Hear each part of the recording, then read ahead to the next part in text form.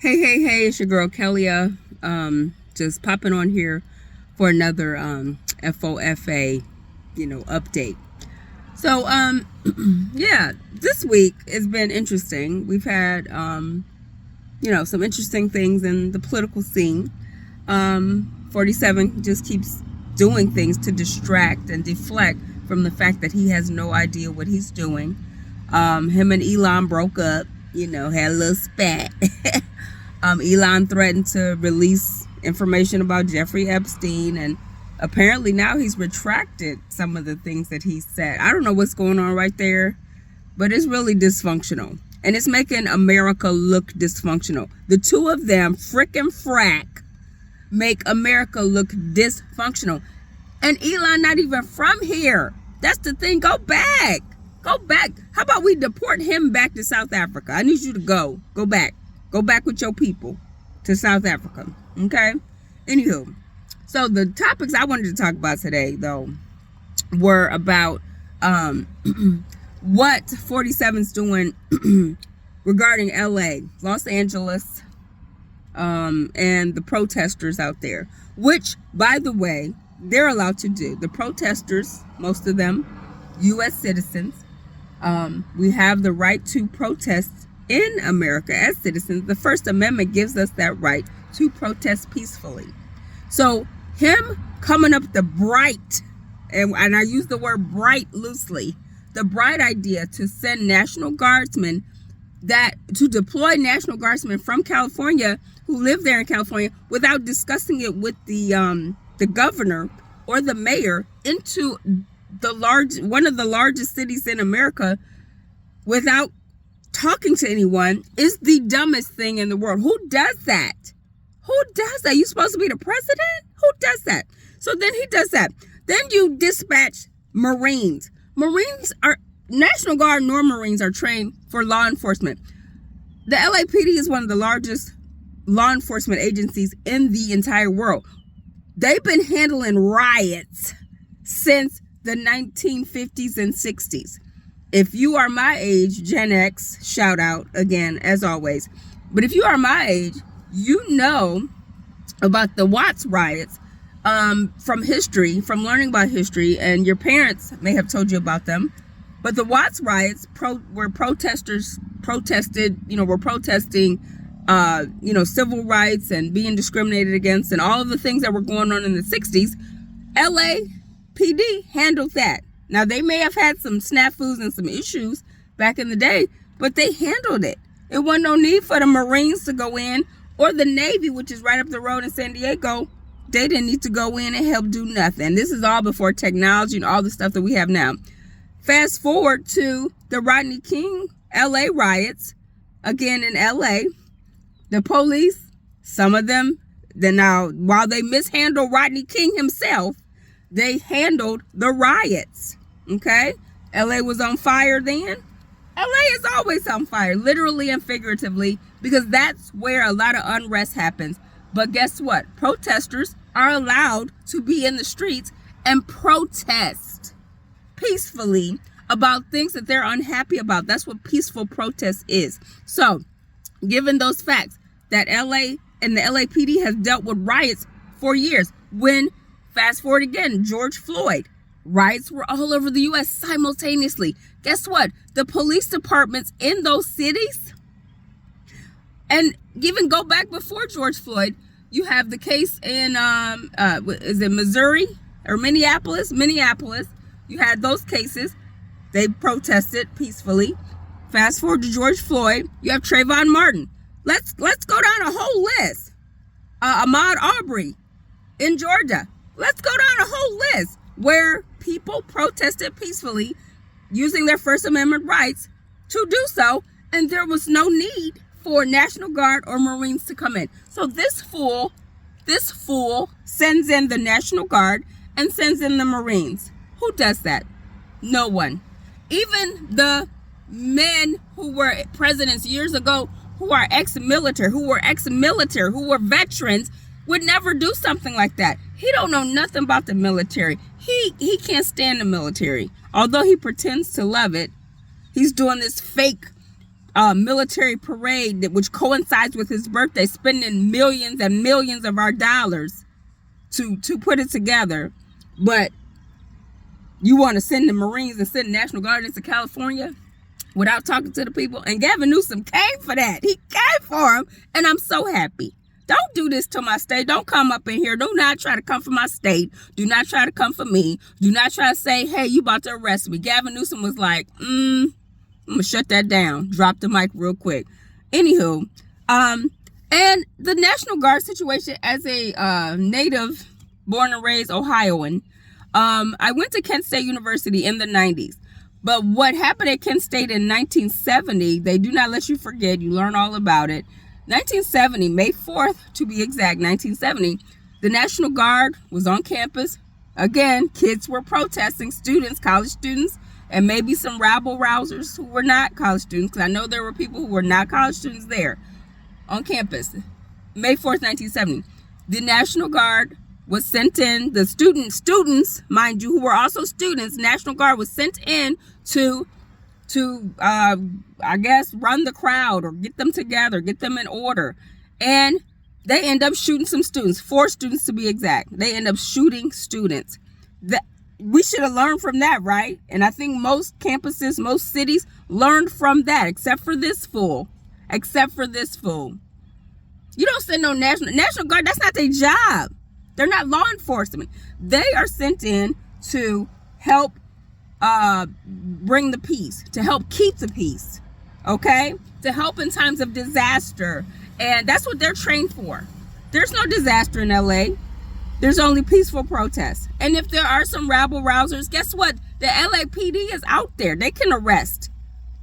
The National Guard can't arrest nobody. The Marines can't arrest nobody. I need you to understand. He is so annoying in his incompetence. Him and his leadership. Hegseth and what's the child name? Gnome. Christy Gnome. Looking like a gnome on somebody's grass. She should be on somebody's grass. She's annoying. They both are reality TV stars waiting to happen. They just want, as soon as their time is done in office, they're going to be on reality TV all together at some point. But she is all about photo ops. You know, she like to put on her lip gloss and her full makeup and her little hats and stuff and take pictures in front of guns and all kind of stuff. Stupid. Okay? She don't know any more about Homeland Security than my little pre-K students at school. Some of them probably know more than her. Okay? I'm just saying. Anywho, Hegseth, a waste of space. He can't even get through a hearing without them, like, they asked him, they said, sir, who did you talk to about the deployment of our National Guard and of our Marines? Who did you talk to? What were the discussions? What meeting did you have to decide? Crickets. He didn't, yeah, we were just fulfilling what the president wanted to do. I understand that. However, how did you decide? How did you come to the conclusion that needed to happen? Who did you talk to in California to decide that these things needed to happen? You didn't talk to nobody. So here we are. So the incompetence is widespread.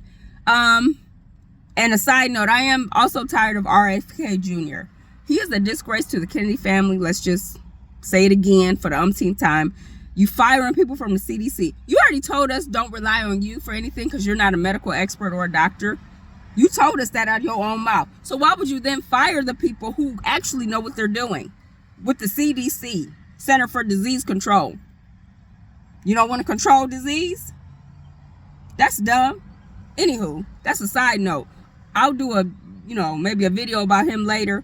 But right now we focusing on this whole deportation ICE situation. You rolling up to Home Depot, taking people, sending them back at the Home Depot. These people just trying to work, trying to live. You rolling up to farms where the migrant workers are trying to work. So here's my thing. And you rolling up to factories, taking people. Here's the thing. If you take these people away from those jobs at the factories, at the farms, and at Home Depot doing construction jobs, who gonna do the work? I'm gonna wait. Let me know. Somebody in the comments, let me know who gonna do the work if you take them away from their jobs. Anywho, and my last point, Kilmar Obrego Garcia, the guy that was from Maryland, who was deported from Maryland to El Salvador back in March. Let's revisit that. Back in March, they accused him of being MS-13 because of a tattoo and blah, blah, blah. And that was never proven. None of that was ever proven. So he sat in a prison. Let's backtrack. He sat in a prison in El Salvador. He was part of this big group for photo ops. Again, Kristi Noem taking pictures with the prisoners and all that stuff. He was sent with a big group to El Salvador unlawfully, without due process. And he sat in the El Salvador prison for a while. Then, because they knew that they was wrong, they moved him to another prison. So, and the prison they moved him to does not, by law, allow, in El Salvador, allow ex-gang members or people that are affiliated with gangs. So that's how you know they was lying. Why you moving him to another prison, a less, criminally bound prison, if you claim he was all up in MS-13 and this and that and the other? That's how we know y'all was lying. So fast forward to this week, then they bring him back. All of a sudden, he back in America. You coming to America. You back in America. But then they have this Bondi, Pam Bondi, the attorney general. She's useless as well.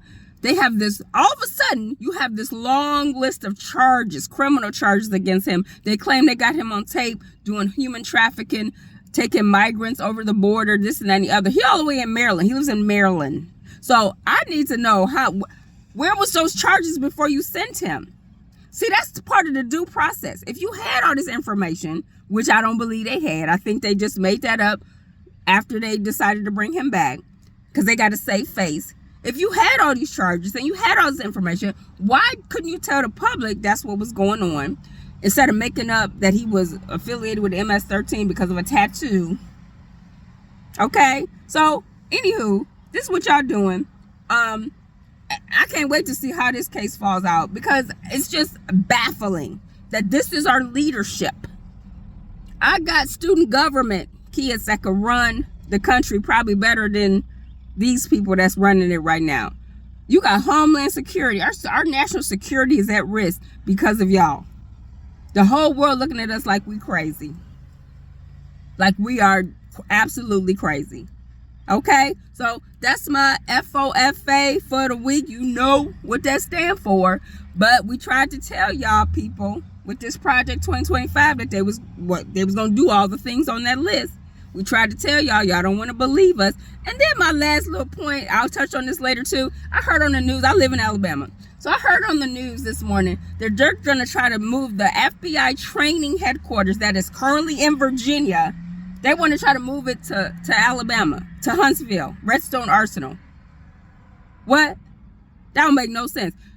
Dear Huntsville, y'all can't even manage the people that's here. We have overgrown the entire city.